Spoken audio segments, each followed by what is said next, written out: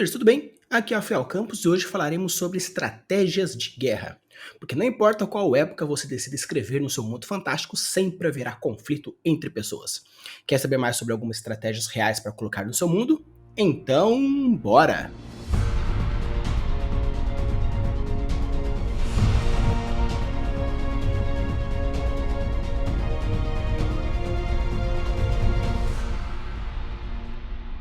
Quando falamos de guerra, não necessariamente precisamos que pessoas morram. Como é mostrado no livro A Arte da Guerra, várias estratégias podem ser usadas no mercado financeiro, relações pessoais, com você mesmo, nos esportes, ou qualquer outro momento que você precise ter um confronto contra uma pessoa ou uma equipe. Então, vou trazer para vocês alguns estilos de guerras e algumas estratégias que entram dentro desses estilos de guerra. Como, por exemplo, a guerra autodirigida. Quando a gente fala de guerra, a guerra ela é travada e vencida com estratégia.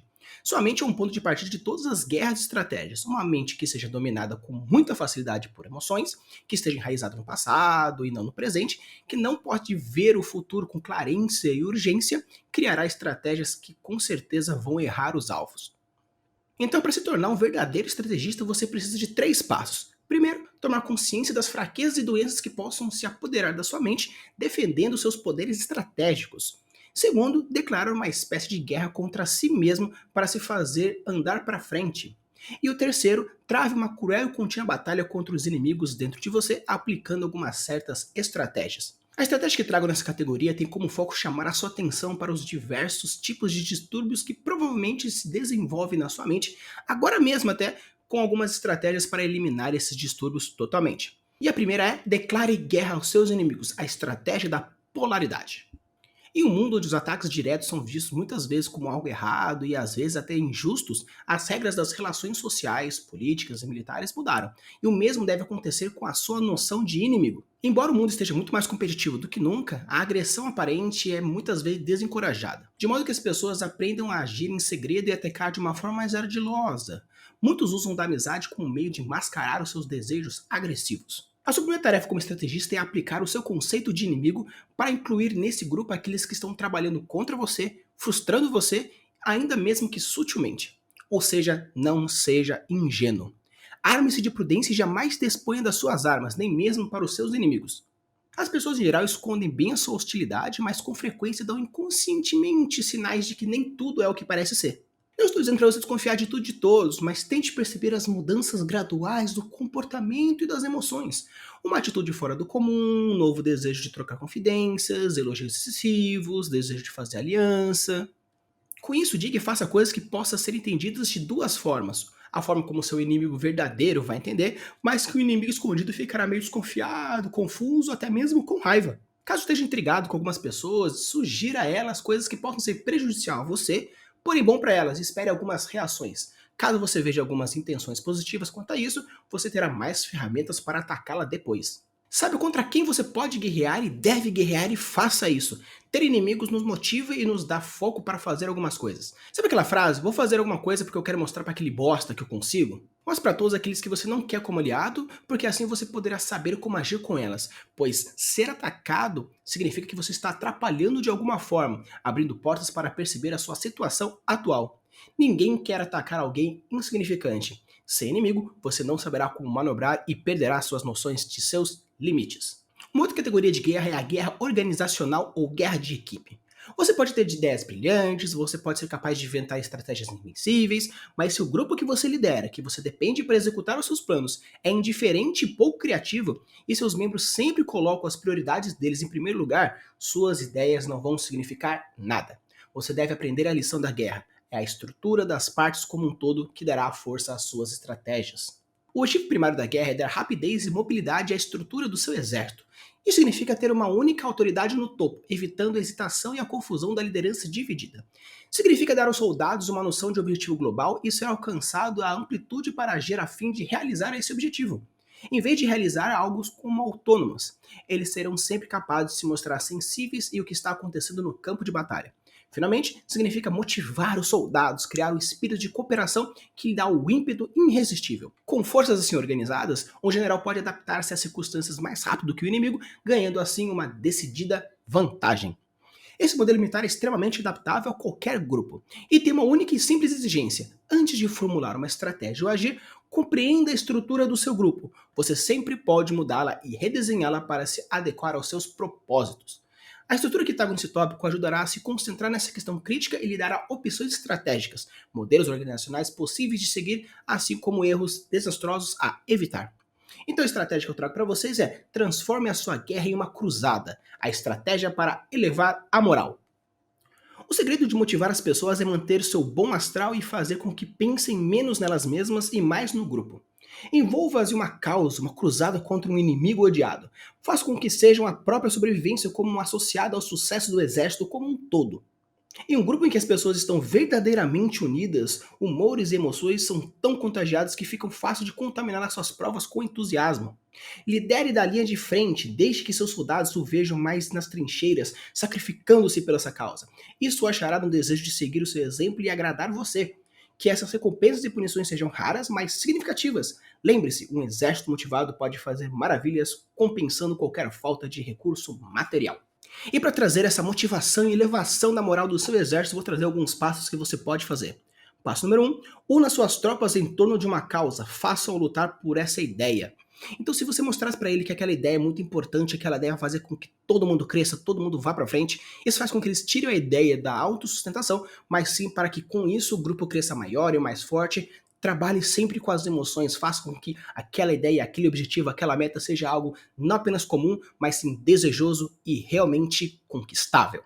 Passo número 2, mantenha-se de barriga cheia. Sabe quando você está trabalhando numa questão, por exemplo, de aquela pressão, você não sabe o que está acontecendo, as coisas estão sendo pressionadas de diversos lados e tudo mais e tal, como se fosse uma ditadura militar.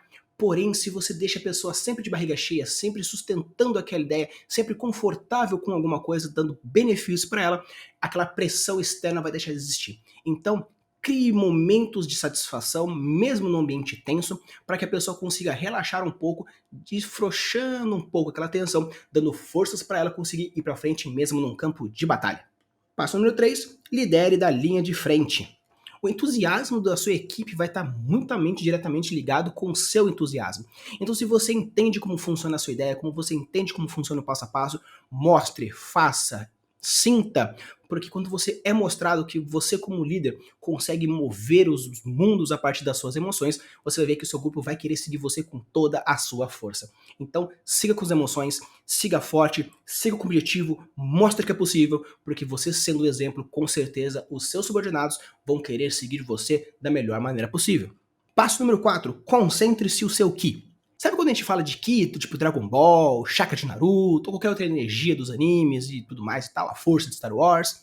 Quando a gente fala de concentrar esse Ki, significa concentrar as suas motivações, concentrar toda a sua energia para aquele objetivo. Mostre que aquele objetivo é tão importante que até mesmo você está totalmente focado naquilo. Não simplesmente apenas com a questão material ou simplesmente com a questão emocional, mas sim com uma questão de sobrevivência.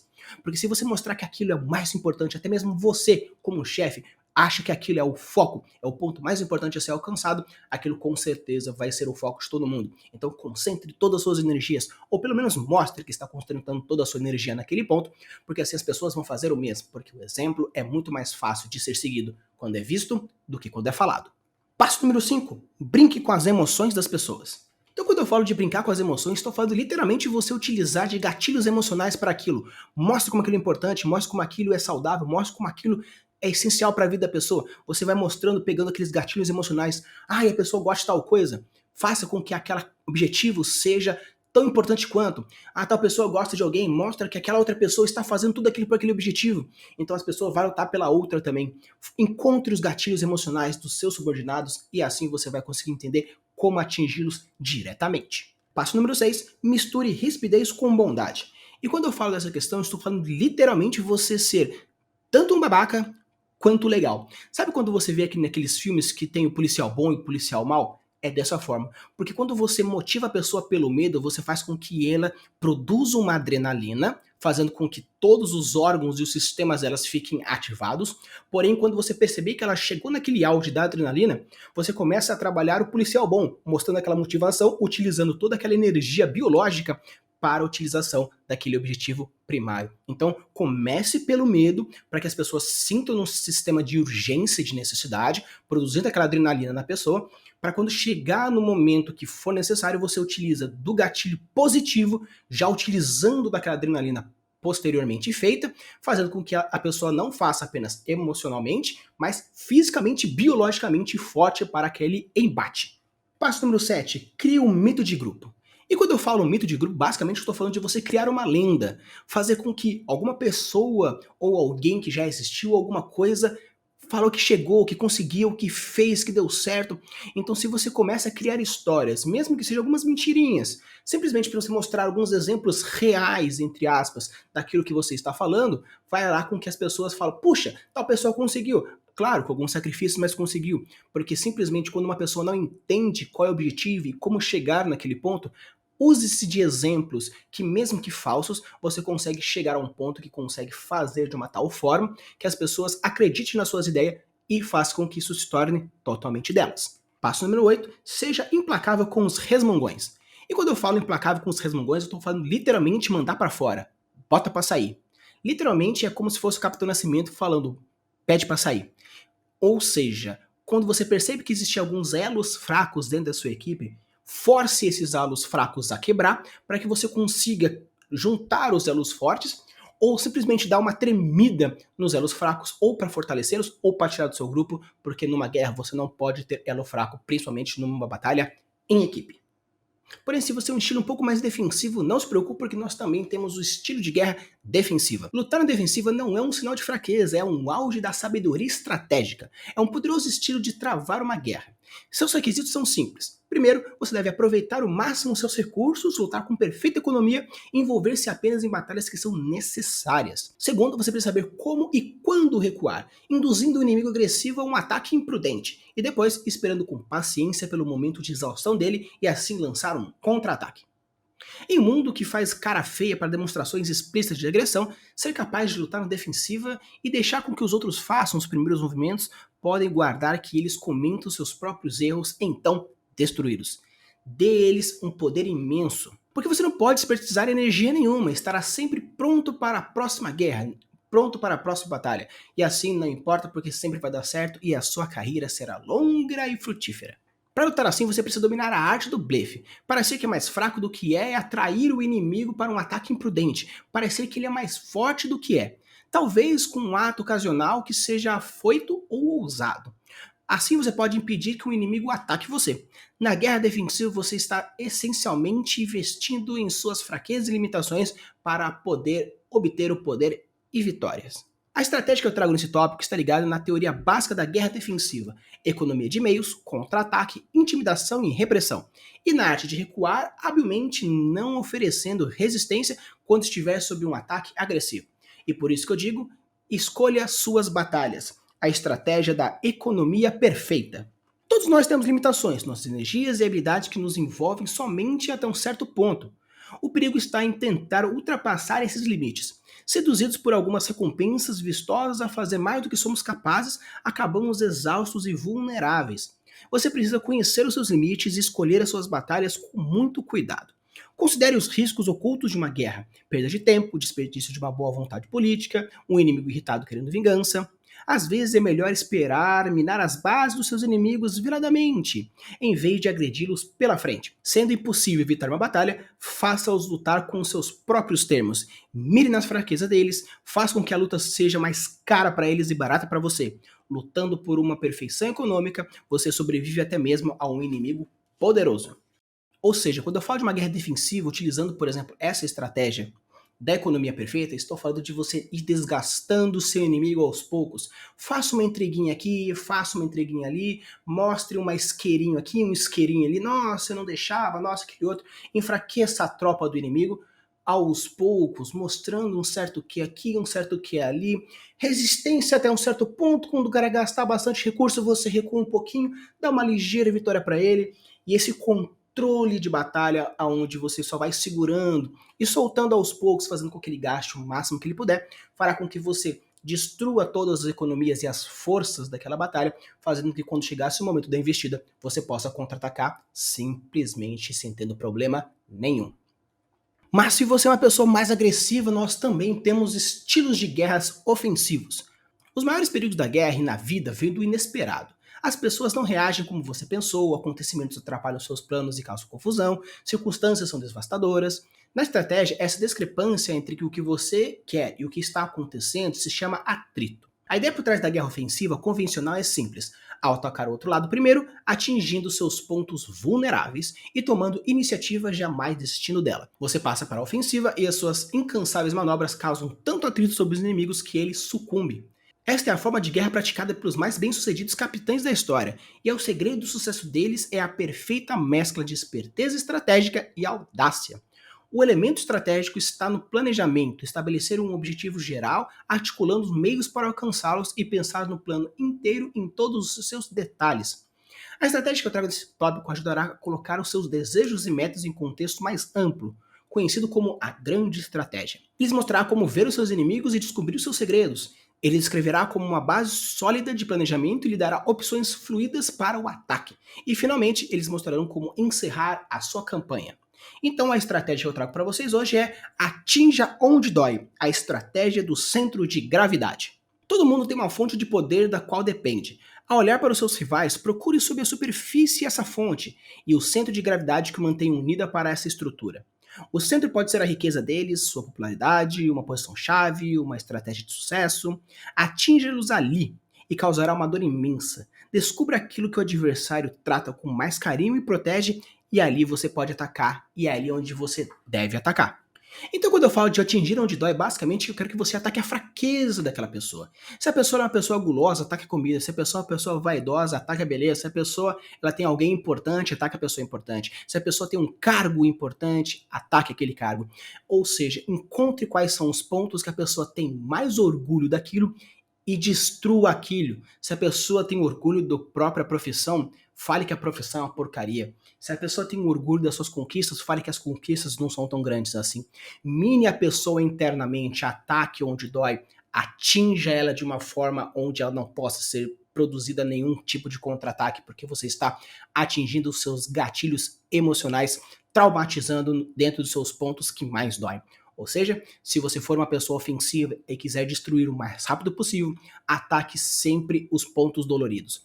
Obviamente, quando a gente fala de uma estratégia de guerra um pouco mais ampla, se a pessoa é forte economicamente, destrua suas fontes de renda. Se a pessoa depende muito da energia, destrua suas fontes de energia.